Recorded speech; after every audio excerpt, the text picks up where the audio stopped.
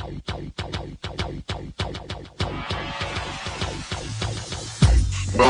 to the Oddsbreakers, number one place for shared sharp betting information. Welcome back to podcast 103 of 2025. I'm your host, Kiev O'Neill. You can follow me on Twitter at OBKiev. Follow us at the Oddsbreakers. Follow social media / the Oddsbreakers. This episode is being brought to you by FanDuel Sports, a proud partner of the NFL. If you like support the Oddsbreakers and benefit from our premium plays, please visit theoddsbreakers.com, click shop, and become a member. Pick any for winning cappers to get the premium plays before the line moves. You can also support us on patreon.com. If nothing else, please visit the Oddsbreakers and become a free picks and Telegram subscriber. The dirty deed has been done, my friends, and you know we were all waiting for it. Somebody was getting screwed in this college football playoff committee. You know, a lot of people say, I can't blame them. It's an impossible job, blah, blah, blah. Now, I tend to disagree. I had a pretty good Saturday. Virginia killed me, though. I was going to be up a lot, and then I was just only up a little. Bad Friday, down Sunday, though, because my Washington and Browns play didn't go through. Imagine that. Line value sometimes can just be flushed right down the toilet, but Jaden Daniels, holy shit. You were down 14-0 before you got hurt. So, yeah, it was just one of those weeks. I did hit the teaser, though. Refused to lose teaser, went through. And, UFC was great. So I guess I had a pretty good Saturday if you include UFC. Hit that plus 200 on our max play. But, college football, back to college football. The games were great on Saturday. I had to watch my son play some baseball first, but I was able to catch some of the Georgia-Alabama game, which was a snoozer. And I was able to catch all of the Indiana-Ohio State game and Virginia-Duke game, Friday games. They were great. The games were great for the most part. Kind of upset I didn't bet my leans like Tulane plus 2.5. You know, that was a pretty strong lean for me. I was hoping to get back to 3. It never did, so I stayed off. Didn't sniff the over, though. Went up to 55 points. Tulane's defense was just a lot better than North Texas. You know, North Texas hasn't seen a team as good as Tulane except South Florida when they got blown out. So I'm really kicking myself for that. But the Indiana-Ohio State game was absolutely fantastic. Just amazing. Ohio State almost gets if they get that fourth down there, and Sands' knee doesn't go down, they probably win. I mean, that's why football is a game of inches. Basketball is a game of, I suppose, speed, and baseball is a game of split seconds. But, man, it was just amazing to watch. Even in a 13-10 game, this game was so exciting, and Indiana did it. They freaking did it. They won the Big Ten championship, first time since 1945, the year my dad was born. I mean, that is just a remarkable story, as it is. When I watched Georgia destroy Alabama, and I saw that Georgia had 8 penalties for like 70 or 80 yards, and Alabama had 1 penalty for 5 yards deep into this game, I smiled. And I knew that this committee was going to sweat. And I also knew that they are still going to put Alabama in. I wasn't sure if it was Notre Dame or Miami going out. I admit I wasn't sure. It was just so more embarrassing the way that happened. But the reason I smiled is that because Alabama has looked like absolute dog shit over the past month. And that was the whole reason that they kept Florida State out and some other teams from their college football playoffs in the past. So it's just so easy to see how biased and terrible these people are, you know. And a lot of people say, you know, I don't blame them. They had a hard job. No, they didn't. Because when there's a conference that has 5 teams in it, when 2 of them are very suspect, like Oklahoma and Alabama, that's when you make the determination that they don't need 5 teams out of their conference to go in. Even though if I did it, I would have Alabama in because I do it from power. Most deserving, maybe not so much, right? If I decided to make like some sort of combination, maybe Bama's out. But I have Alabama as one of the top 9 teams in the nation. The stupid thing is their dumb rule about the conference champions. Are you freaking serious? You're letting 2 group of 5 conference champions in because of some loophole. Now, thank God we hit James Madison to make the playoffs at plus 600. I thought that was dead when they had Tulane and North Texas over them. We hit Miami at plus 650 in our beer bet bangers to make the college football playoffs. Hell of a great day for beer bet bangers. Holy shit. But at the same time, this is an absolute utter embarrassment. Sagarin has Notre Dame as a 7-point favorite against Bama. I don't have it that much, but I have it above the 3, that's for sure. You know, I think this was just an absolute money grab, and that I believe there's fraud involved.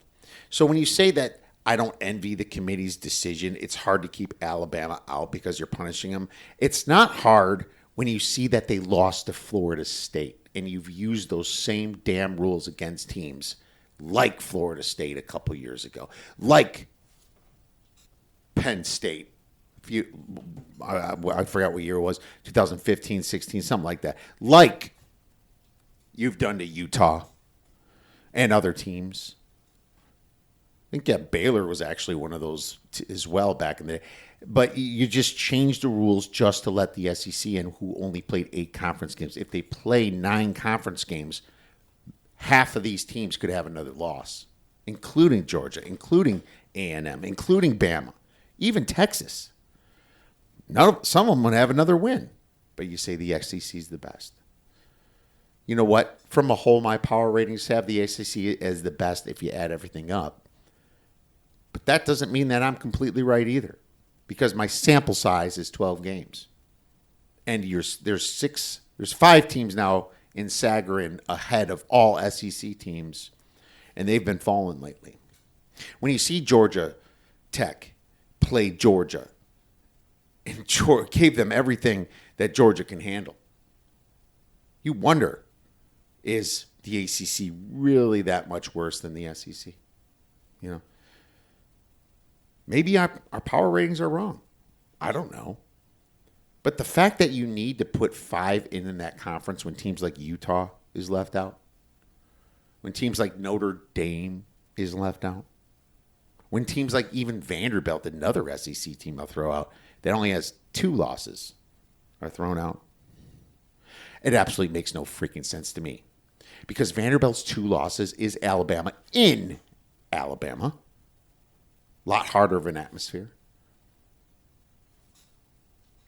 And by only 3 points at Texas.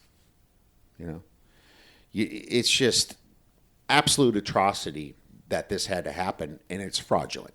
So I am not one of those people that cry. Now, here's the thing.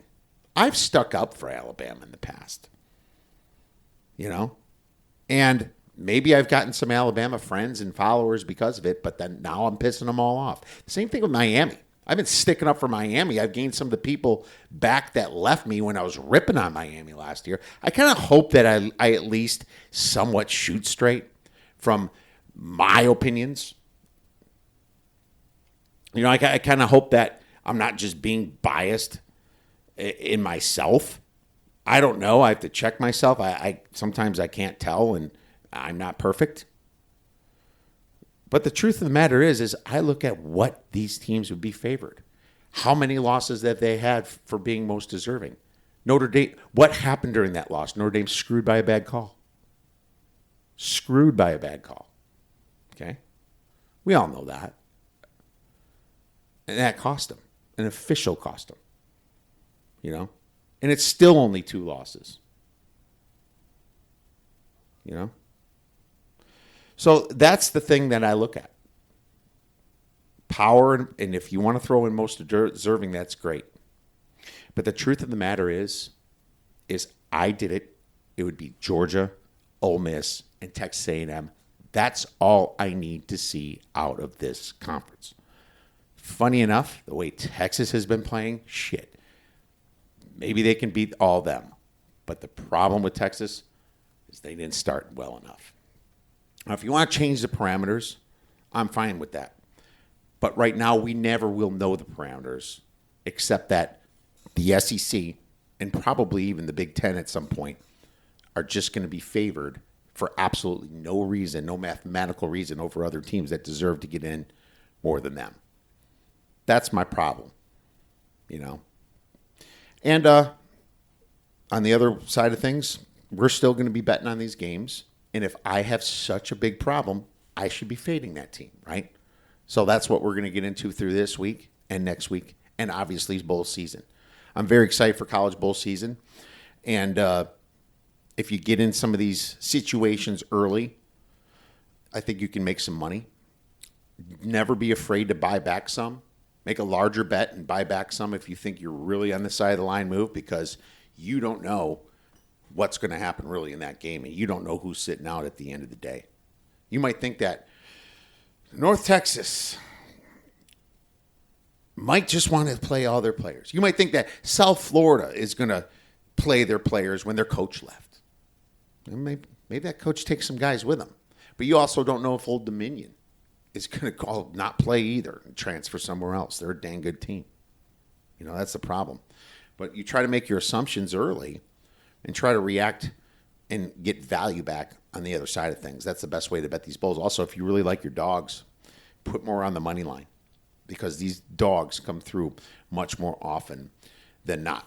NFL last week is crazy. I mean, I wish I would have got in early, because I had pretty much the same teams. I'm 2-2 in the contest now with the Chargers plus 2.5 in the contest pending, plus 3 in our bets.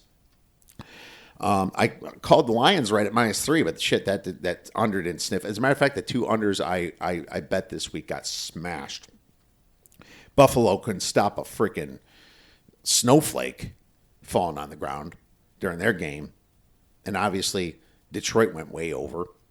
So bad for me on totals. My totals have been a little bit rough this year. Sides have definitely been better. But some of the better teams that covered were like the Rams, you know? I mean, easy cover. The Seattle Seahawks. I lean to them, but you're laying past 7, you're laying past 10. You know, it's hard to bet that. It's definitely hard for. I'm definitely glad I stayed away from some of those smelly dogs like the Jets. I got one smelly dog, which was the Washington Commanders, and I had line value, but the Jets, I mean, that's what happens when you bet these bad teams. I laid 3.5 with Cleveland. It closed at 4.5. Should have bought back, I guess. You don't buy back from 3.5 to 4.5. I don't think that makes sense. 4's come up, but not that often. Cleveland got their ass kicked by a really bad Titans team. You know, I stayed away from the Bears. I was close. Bears almost even tied it at the end, but they lost by 7 points. Of course, there's holding on both sides of that game. The Bears were holding Micah Parsons. And that last game, that last drive, when the Packers scored it with Jacobs, number 71, just clotheslined some dude on a scoring play that wasn't called. But that's what you're going to get, and that's what I've kind of come to expect in the NFL over the years, of course. But, you know, it's just these games are at Lambeau, sometimes they just get a massive boost from motivation in their crowd and their really good coach. I think that Matt LaFleur is a great coach for the Packers. I've always thought that. Sucks because being a Bears fan, but I'm very happy with Ben Johnson. He just got a little too cute at the end of the game. A lot of people think Caleb Williams burned that. I mean, he was running for his life for a second. By the time he got to throw the ball, I mean, he's running left with a right-handed quarterback. You can't just throw the ball on time. That guy, he was covered, and he was dead nuts. He couldn't have got that 4th and 1. I would have just ran the ball and called the timeout. That's what I would have done, but Ben Johnson lost patience, wanted to go for it early.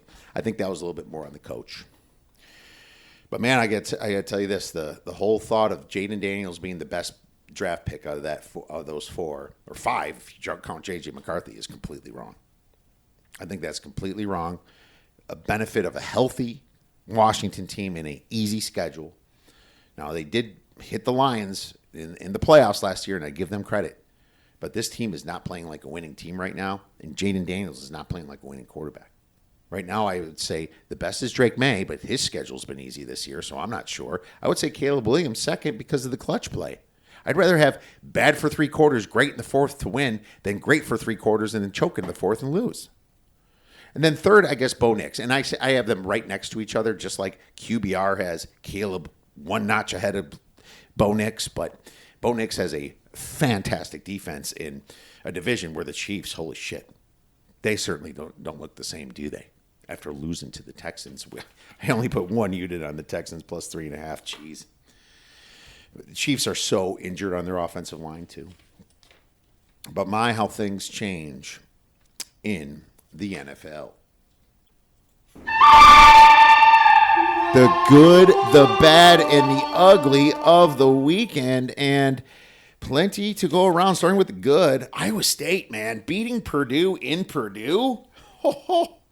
That was fantastic in hopes, man, in college hoops. I had a good Saturday in college hoops. Boise State took care of business. Ruined my UNLV bet. UNLV just can't get them. For some reason, Boise State just knows how to whoop their ass. And they see them, and they're like, you're dead meat. And they win every single freaking time. Miami, the fact that they got in the playoffs and they deserved it because of the head-to-head, that happened. But the look that the committee did by flip-flopping them when neither of them played, that is some horrible shit right there. Jaguars, number 1. They're fantastic. I'm so glad I bet them to make the playoffs this year. But, man, they have the head-to-head against the Kansas City Chiefs if it's needed. Just beat the Colts on the no, I was at home, but they beat the Colts. Man, these Jags they really have a coach now in Liam Cohen. Our beer bet bangers, like I said, with Miami to make the playoffs plus 650, JMU at plus 600. That sure as hell made it more bearable. Bowl season's here. That's good. We get to bet on some games and be degenerates and watch a bunch of second and third stringers play in some of it. Pete Carroll, baby. I am so frustrated with stupidness going around the internet like this fixed. Pete Carroll did everything right. And the ref called delay a game because that's kind of what the guy was doing. Now, if it was in the middle of the game and the guy that did that it wouldn't have been called, but you know what the dude was doing, trying to smash it. He could have got off right away. That was the right call. And I'm sorry, but going for the field goal when you're down 10 is also the right thing to do. That's what players do. Did Pete Carroll know of the spread in his head? Probably. But what's the difference of that and hitting a Hail Mary? You still cover. Now, the Hail Mary's a much lower chance, but that's why you kick a field goal and pray for some reason there's a second left. Get an onside-er. Of course, you can't advance it, so onside-er, targeting foul in your head, Hail Mary, boom. But either way, Pete Carroll did everything right. The worst beat was that Rams-Eagles game of earlier this year. I mean, by far, all right. And then, of course, Dave Portnoy's rant about this whole thing, saying, talking about murdering. I don't know if he meant by he got murdered, or I think he said it really poorly about Pete Carroll. You lost a bet, dude, but if you're laying 8.5 on the road when you could have got 7.5 at one point during the week, that's your stupidity, dude. That is you. All right. That's a shit bet to make as it is, in my opinion. Especially with the way Denver's been playing and the way they played that first game. Either way, I'll call it a bad beat, but that's not even close to as bad as a beat as other things. Now for the bad. Chandler Morris for Virginia.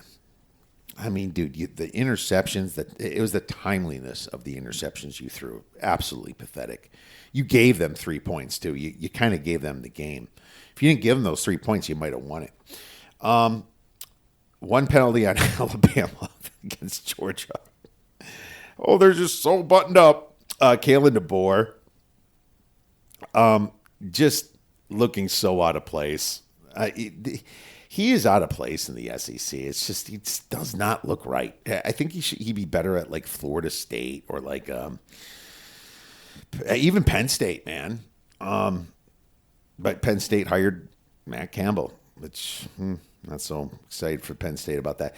Kirk Cousins, man, that dude is so bad. He makes this list every week. Coachless Browns losing or sorry, it was the Browns losing to a coachless team in the Tennessee Titans. The way they lost that game, what the F, Browns? And I broke my rule. When two bad teams play each other, you take the dog, and I took the favorite. And even though I had live value, it was the wrong side. And I guess I should have thought about Washington too, because I guess I didn't have them in my bag category with Jaden Daniels back. That might change this week. The Chiefs are cooked. We probably add the playoffs. Take a miracle for them to make it in if they win out. And Lamar Jackson, thanks. You lost me my fantasy season. What the F, man? I seem to draft these quarterbacks at the wrong time. I drafted Brady the only year he freaking got hurt. Remember that Matt Castle year? That everyone said Belichick's such an amazing coach for making the playoffs. Jesus Christ. And now for the ugly. North Texas being ranked. What the hell were they ranked for, you dipshits? The Arizona Cardinals. Oh, my God. I talked to someone in the organization right when the game kicked off, and they were like, yeah, they're going to get killed. And I was like, thanks for telling me now. Jesus, fuck. Tell me before that. I had them in like some 10-point teaser. It didn't matter. Jaden Daniels, ugly, ugly, ugly game for you. I don't even know what to think about him. They have a big Giants game, and I can't fade him this week. Buffalo's defense and their secondary mostly. Dude, Buffalo, I was like, finally my -5.5 happened, and it probably shouldn't have. Those 2 turnovers they got on Joe Burrow, I should have lost that game anyway. But, dude, I mean, yeah, you're up. It's 2 minutes left, and you just let them drive down the freaking field and throw a touchdown in the snow. In the freaking snow. Just can't cover T. Higgins. Burrow just lofts it up. He catches it with one freaking hand. Wet-ass snow. Man, T. Higgins is a freaking beast. I lost that by a half point. -5.5. And then Commanders, 31-0 against the Vikings. Against the J.J. McCarthy-led Vikings. That is absolutely pathetic, Dan Quinn. Dan Quinn is Dan Quinn again. Also, what's the 2 group of 5 teams in the playoffs? I mean, how ugly is that? 2 group of 5 teams are in the college football play. Think about that in their stupid rules. What the F is going on here? What is going on here? Fix the rule. I mean, jeez. How can they be this clueless? And also the ACC being so clueless,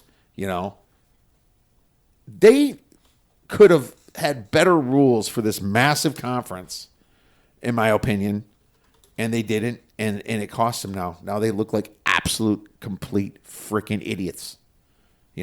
Thank God they got Miami in. But obviously the ugliest thing of all is the CFB committee having Notre Dame ahead of Miami and Alabama.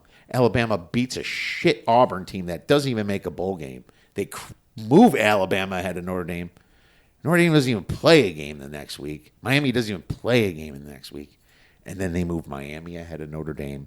Keep Alabama, that got their asses kicked, high and completely lost integrity for college football fans all over the nation.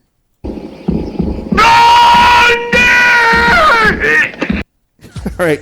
Little college football week 15 misleading final scores. I guess I was able to do it another week because there's conference championship games. I mean, Virginia outgained Duke 344 to 333.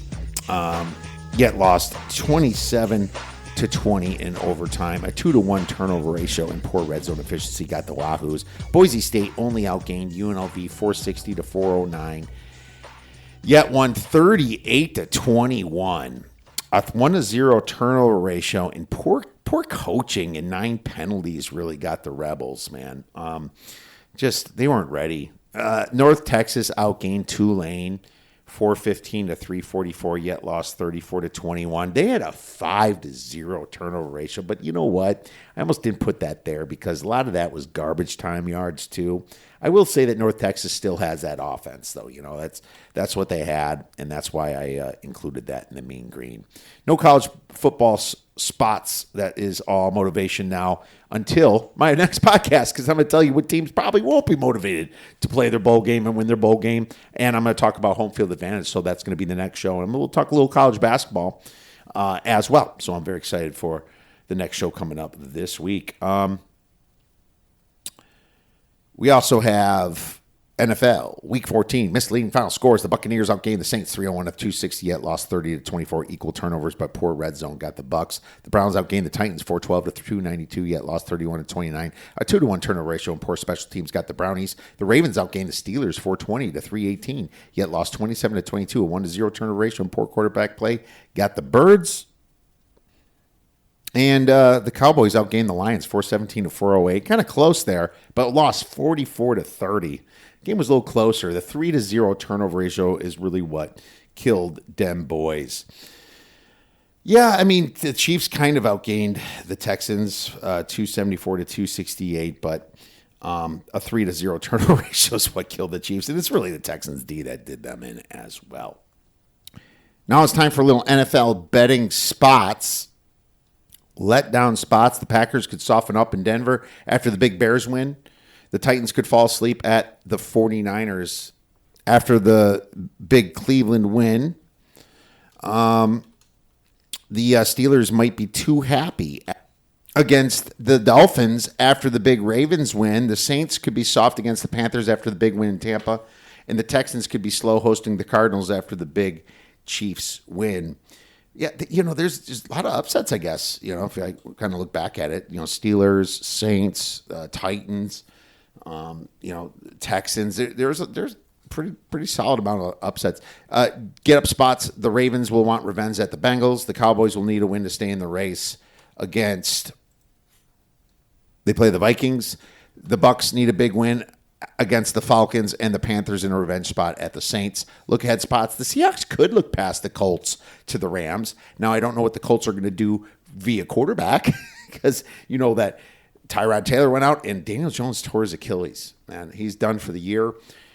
Even their backup was hurt, Riley Leonard. And I don't know what the Colts are going to do for a quarterback. This is just a really tough situation. Yet, I will say the Seahawks can't afford a loss, so hopefully that motivates them a little bit this week. Short week. The Eagles after Monday night hosting the Raiders, and the Chargers after Monday night at the Chiefs. Long week. The Lions after Thursday night at the Rams. The Cowboys after Thursday night hosting the Vikings. The Panthers after the bye at the Saints. The Patriots after the bye hosting the Bills. The Giants after the bye hosting the Commies. And the 49ers after the bye hosting the Titans. Now it's a little bit time for our free play. I'm going to stick to college football because I still like this. It's still there. And it's a bet I do every year almost. I sometimes miss it because it goes under so often. But I'm taking Navy under 39.5, Army-Navy. 2 stars. This game always goes under, really. Looking back in history, it went over during overtime. And only because the closing number at 39 and went over last year when the Navy won 31-13. That was crazy. The dog usually wins this fight. It's been going under on a massive 8 out of the last 10. 8 out of the last 10 it went under. So that is how often this thing kept going down and down and down. And 39 points is too much. It could be snowy out there. It's a very cold venue. And I just think that, a game like this has 2 option teams that run the ball. It's going to be played out in Maryland. Yeah, this is a situation where I have to go under, and I think you're going to get some line value because once that crosses the 37, you can probably have some options of somewhat of a buyback if you care. But I don't know. I like this all the way down to probably 35 or 33 points myself for 2 stars. I let it go. And I said to myself, this is the business we've chosen. All right, my friends. Now it's time for a little fantasy football with our guy, D Nasty. All right, now it's time for a little fantasy football playoffs. You want to talk about playoffs, Dave? Yeah, let's talk about playoffs. Well, let's first talk about who's in first place in the NFC North. Yeah, that go ahead touchdown number 71 clothesline in our guy. That wasn't fun to watch. And they weren't holding Parsons the Oh, whole game. I hear it every week from you. Parsons is getting held. Parsons, every freaking team holds Parsons. The refs are holding Parsons, Dave. The refs are doing it, man. I hear about Parsons being held constantly from you guys. It drives me nuts. And maybe he does get freaking held. But that was a touchdown play, It should have been a field goal. Whatever. Here's the thing. I expect you to lose that game. I'm happy the Bears are 9-4. We get the Packers in 13 days, my friend. It's just a 2-week turnaround here. You go to Denver. We got Cleveland at home.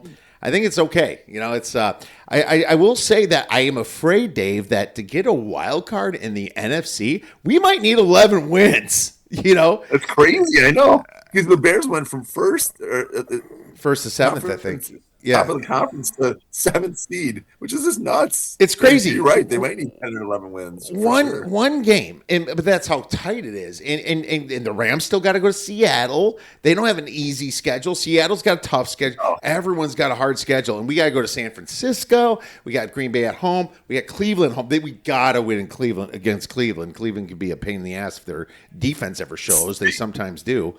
But I expect to win that game. It's just all shaping up to be crazy. And then you got the Chiefs sitting there at 5-7. That's still not mathematically out. Feels like some magic's going to freaking happen and they're going to get in. It's just an You never know with year. the Chiefs, man, but it's not looking good for them, though, for sure. Definitely not looking good. They must have like a less than 5% chance to get in. But I think they lost the tiebreaker against the Bills and the Jaguars. And but the Jaguars could win their division. So, we'll see what happens with all that. And speaking of the Browns, my D-Nasty sleeper last week that was super nasty. Jetty? He went off. Shadir Sanders, 364 yards, 3 TDs, and a rushing TD. He had 4 TDs total. So definitely was a nasty sleeper last week. Certainly was a nasty sleeper. I can't remember who mine was. I'll look here. But in the meantime, is there any buys, Dave? No buys this week. It's playoff time, baby, like you said. Yep. So you gotta get your lineup set. You don't have to worry about any buys going forward. That's nice. Not worrying about buys is great, but worrying about injuries is always there. And we have a few this week. Big ones. CeeDee Lamb. I expect him, since he's got 10 days off the Thursday game, to probably play, Dave. But you never know with these concussions, and we'll tell you who to pick up when that comes up to it. Big loss if the Cowboys can't have CeeDee Lamb. Running back Keaton Mitchell hurt his ankle for the Ravens. He's the backup, so we got to find another backup since the other backup, Justice Hill's out. Tight end David Njoku hurt his knee for Cleveland a little bit, so you got to watch out for that. We have Daniel Jones, of course, the biggest one of the week, tore his Achilles, and he's out for the freaking season, and that is bad. Because now the Colts might not make the playoffs. I feel bad for him, actually. I feel bad for Daniel Jones, too. He's having such a great year, playing well. The Colts are playing well. Just overall, just thoughts go out to him, man. And I feel for him. He's having a bounce-back year. So it just sucks, man. Just worst timing ever, too, to have that happen to him. It was the worst timing ever. Mine was Jameson Williams, and he wasn't as good since what's-his-name played, and St. Brown actually did play, but he was okay. He got like 9 points or something, but nothing too worthy. All right, we all got Riley Leonard also. Even Daniel Jones' backup is hurt, and you know that Richardson's been out, and he's still on IR. They're picking up guys off the shelf. I mean, they were talking about picking up Rivers. Old man Rivers, Dave. They're probably going with Brent Rippon off their practice squad, but this is going to be a really poor. I think they should be running Wildcat or something this week, Dave. Oh my God, yeah. If they're 44-year-old Phillip Rivers, if they're bringing him in for a trial, that's pretty sad. It is. But man, he's a grandpa. He'd be like the first grandpa to ever throw a touchdown if that happened. I would love to see Grandpa Rivers, old man Rivers, come out there and make some noise. That'd be fun. He's probably got like some big beer gut right now. Just like he came in like Flacco and just like lit it up like Flacco did a couple years ago. Yeah, too bad the trade deadline's passed. It would be great to trade for Flacco again. He was on the Colts last year, I think. Geno Smith suffered a shoulder injury, but dude, I don't even know if that's just his poor play also. I think he's it might be curtains for that kid. Running back Devon Achan didn't return, but should be ready for next week, according to McDaniels. So he just was emergency to come back in that game. Darnell Washington, tight end, had a concussion against the Ravens for the Steelers, but Steelers is tight end hell. They got 3 tight ends there, man, and it's just you just never know who's going to get the ball over there in Pittsburgh for tight ends. Quarterback Jaden Daniels hurt his elbow against the Vikings. I didn't get an update on that, Dave, but it can't be great. No, they haven't said anything yet, but I would think he's not playing this week for sure. And I don't think if they were smart, they would hold him out the rest of the year too. It doesn't make sense to play him anymore. Yeah, at least like wait a few weeks and then have him just kind of come in at the end. I don't, you might as well protect your investment. Tight end Zach Ertz, nasty, suffered the ACL too, and we don't know exactly what kind, but it looks like they said he's out for the year. So bummer for Zach Ertz. That was part of my big fantasy loss in my league. Any other injuries I missed? No, I had all the same ones. The Daniel Jones is the big one for sure. Absolutely. All right, so waiver wire, Dave. Who we picking up to replace some of these dudes and to win your Week 1 fantasy playoffs? All right, so like you said, for the Colts, it's going to be Brett Rippon or Riley Leonard. I think Riley Leonard actually plays this week, but if he doesn't play though, Brett Rippon would be the fill-in for him. And then we forgot to mention Tyrod Taylor actually left the game too with an injury. So if he doesn't play this week, Brady Cook would be the backup that we'd be picking up for him. But I don't even think he's playable though. So unless you're very desperate, I'm not picking him up probably and starting him. If Riley Leonard plays, though, he's definitely serviceable and can have a decent fantasy week. So those are the guys I like for them. A couple guys coming off buys in case someone did drop them. We got Devin Singletary coming back and Bryce Young. If anyone did drop either one of them, they're coming back. Dave, I want to say real quick that they already announced Riley Leonard's probably not playing next week. They said he's now week to week. He's got a nasty sprain. Oh, really? Okay. Yeah. You can pick him up for the week So after. Pick him up for the week after. Yeah, for the week after probably. And then we got Ryan Flournoy for the CeeDee Lamb injury. When he did come in for him that game, he actually had over 100 yards and a touchdown. So very valuable pickup here this week if CeeDee Lamb doesn't play. So, or even if you have CeeDee Lamb, maybe you want to pick him up just in case because Flournoy looked actually really good. Pickens kind of disappeared that game. Pickens has been having an unbelievable year, but he kind of didn't show up in that. He was dogging his routes, man. Dogging his routes. They all talked about it. It was the big story on Friday. Richard Sherman was ripping on him, and he did dog his routes. He looked lazy, and especially that one out when he should have been a pass completed. He was probably the number 1 wide receiver. He was probably the first look. It looked like he was the first guy not to check down. And what the hell are you doing, Pickens? Yeah, he definitely didn't have the effort. Didn't really care. I don't think that game. So it wasn't a good game by him overall. But Flournoy, he definitely stepped up. So if that's the case again, he could definitely be very valuable. Devin Neal actually has been playing really well the last 2 weeks in place of Alvin Kamara. So if Kamara's out again, keep an eye on that too. He's still out with a sprained MCL. So definitely keep an eye on that. Devin Neal is a great pickup. He had another touchdown this past week. So he's been filling admirably for him. Jaden Higgins, Alex Pierce, we've talked about them in the past. Actually, a new one, though, Luther Burden III. He actually was getting some play this past week. You could probably touch base on that a little bit. But our guy was out. We had a guy out, and it was a weird Romo Odunze type scratch at the last minute. We never thought he was hurt, really, and it just kind of popped up on the injury report, and that was a massive. I'll tell you this, if Odunze leaves, he'll be a great play for next week. Oh, yeah. And then 2 quarterbacks, actually, that were pretty surprising this week. Shadir Sanders, my dynasty sleeper last week, and J.J. McCarthy. I don't know what to think of him, but he went out for 3 touchdowns this past week. Had a great game, so he's hit or miss. You never know with him. But he actually did look very good this week, so he is I would definitely take a look at putting in a waiver claim for him if you do need a quarterback this week.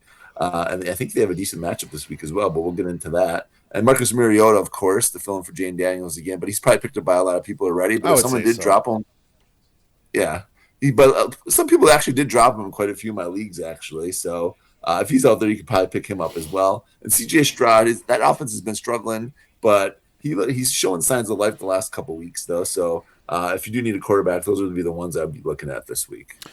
Yeah, you also got running back Rasheen Ali for the Mitchell industry, so handcuff Henry, and he'll get some. He always gets cleanup, so always the guy behind Henry. Blake Corum went way off on the Cardinals. Now, how sustainable is it? I think he's getting some more shares now. I think they're kind of resting Williams a little bit over there in L.A. and yeah, Blake Corum probably worth owning, especially if he's out there because the handcuff is so key. That's one hell of a running back right there. Wide receiver Ryan Flournoy, like I said, like David said, that was a massive pickup. Jalen Wright. Now, Achin's probably going to be back, but if Achin's still kind of banged up, Jalen Wright, he's the handcuff too. He's damn good, and he's available in your Yahoo league. I noticed, Dave. He's a very good pickup this week. Tim Patrick for the Jaguars, big 6 targets, touchdown. He's getting more love while what's his face isn't Rob. I don't know Brian Robinson, right? I don't know what is. Yeah, I don't know what is going on over there. We mentioned it a couple weeks ago. Dawson Knox for the Bills, believe it or not. Their best targets are now 2 tight ends. It's Kincaid and Knox over there in Buffalo. He doesn't trust anyone else. Huge game this past week. Huge Yeah, game. he's definitely a nice pickup. Yeah. Harold Fannin Jr. will get more targets if Njoku's out. John Bates, I think, is the Ertz injury one. But, God, please avoid Washington right now. They are just ugly. Yeah. So I agree with all that, Dave. And let's move into sleepers, non-starters uptrending for Week 15. And I'll start with Marcus Mariota, of course, because I don't think Janie Daniels starts, and he has a great matchup against the Giants. I think they're going to kind of get I think they're not going to look nearly as bad as they did last week. Let's just say, John Bates is a sneaky one too. I guess if you think he's going to throw it to the tight end unless you have better options. But Ryan Flournoy, and I think that maybe CeeDee Lamb doesn't play, so I would at least have him ready to load up because he'll get another huge game against the Vikings. Dawson Knox will be a hit against the Patriots. Caleb Williams, why not? He's going against the Browns. I think he's going to have a big game against the Browns. And I also think that wide receiver Xavier Hutchinson against the Cardinals is also a very solid look this week. Defensive Seattle will hit against a bad Colts team. I like Seattle's D this week against the no quarterback Colts. Why not start that Seattle D? Ricky Pearsall. Oh, yeah. Ricky Pearsall against the Titans after the bye. I think they finally fixed whatever's going on with Ricky Pearsall. I think he's going to have a big game against the Titans. Brian Robinson, also a hit against the Titans because you know that CMC will be limited. They're not going to run him down. Bryce Young. Again, we'll get some revenge against the Saints for that ugly loss they took earlier this year, knocking people out of their survivors. And tight end Dallas Goedert against the Raiders, I think is a great play too. If you're unsure of tight ends, Dallas Goedert I think is a good option. Who are your sleepers, Dave?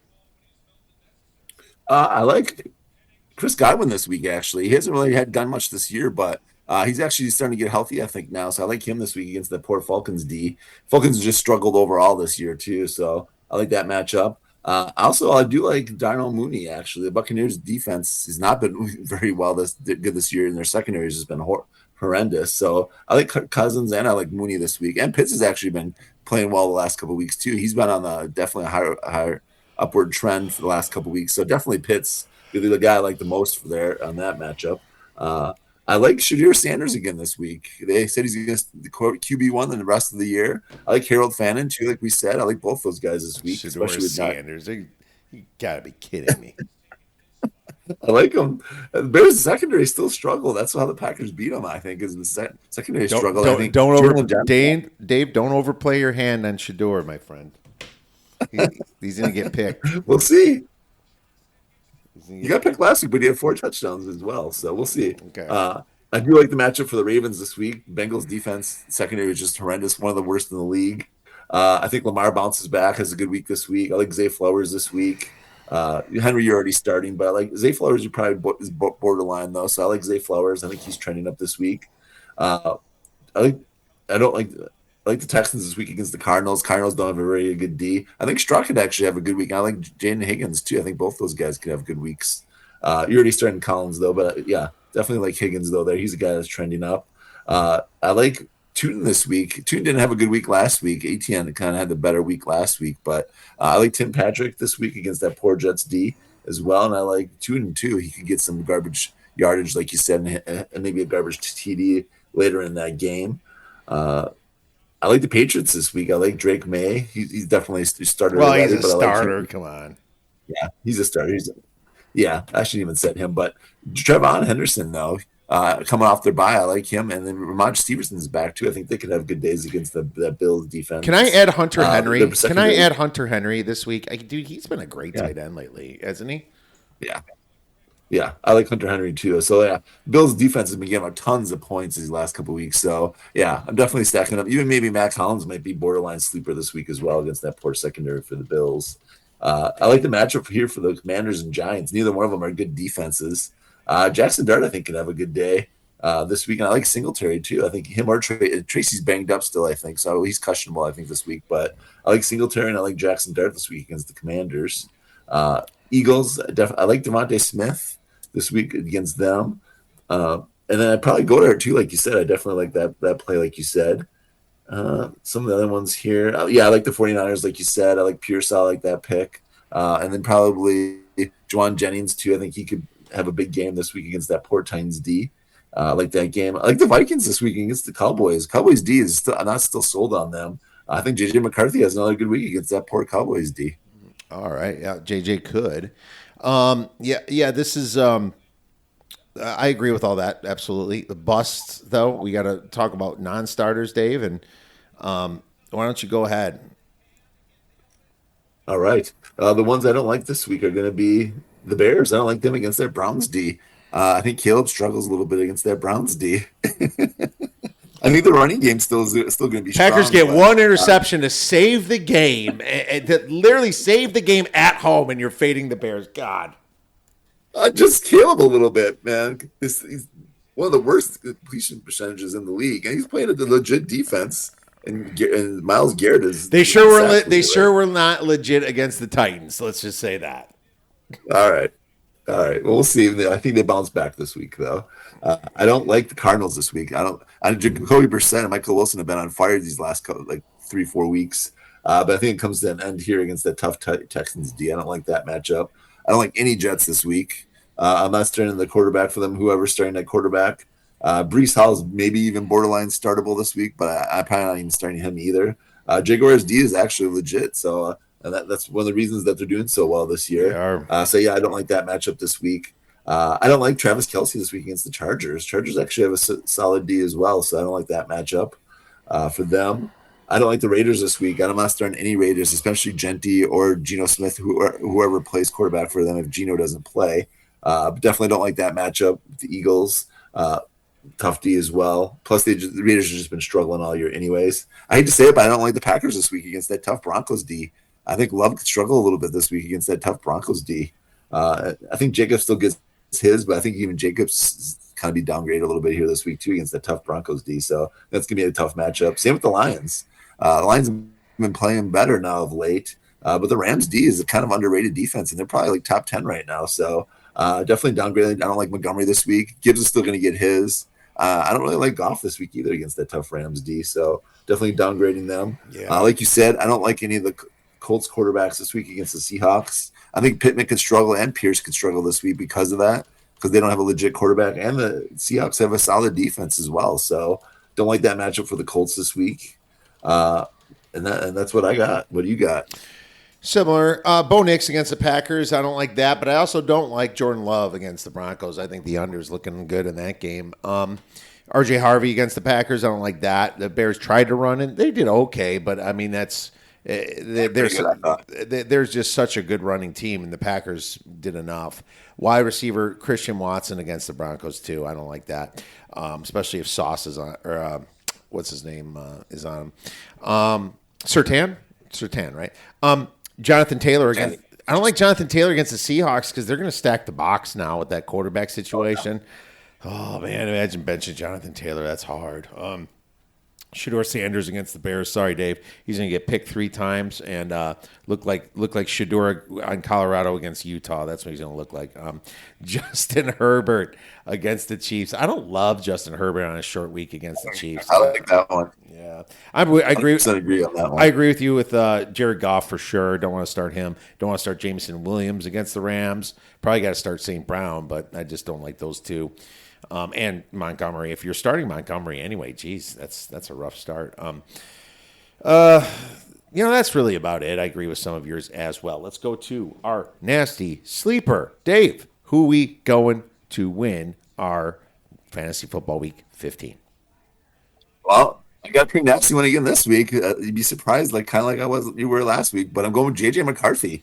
I like his matchup against the Cowboys. Even if the Cowboys do get up with their great offense, I think they need to come from behind. He needs to throw the ball. So, if he doesn't have a great week, he's still going to get some garbage time points, I think, at the end, just trying to come back. And they're just going to have to throw the ball when they get behind on the Cowboys, too. So, but the Minnesota D played well last week, so we'll see. I think he has the confidence now after one good week. So I'm going with JJ McCarthy as my D nasty sleeper this week. JJ McCarthy. I still do not trust him, but that's nasty. I don't either, but I'll give you that. That's a nasty sleeper. It's very nasty. I'm going to go with another quarterback, Jackson Dart, against the Commanders this week. I think Jackson Dart's hot, and sure, some people might be starting him. I don't know. I think Jackson Dart's a nice little nasty sleeper. A lot of people probably have him as a backup, but if you got Jared Goff or something, or Justin Herbert against the Chiefs, I would seriously start Jackson Dart in your Week 15 and watch him pile on the yards and score 3 touchdowns against the Commies. I think that's going to be good. I'll give you a bonus one too. Tim Patrick is getting a lot of love against the Jets. I can see Tim Patrick going off for the Jaguars against the Jets too. Like that one. Yeah, so Jackson Dart, that was my other one that I was looking at actually too. So it was between him and McCarthy actually. All right, well, I guess we're going to find out which one is hotter, Dave. Anything we miss?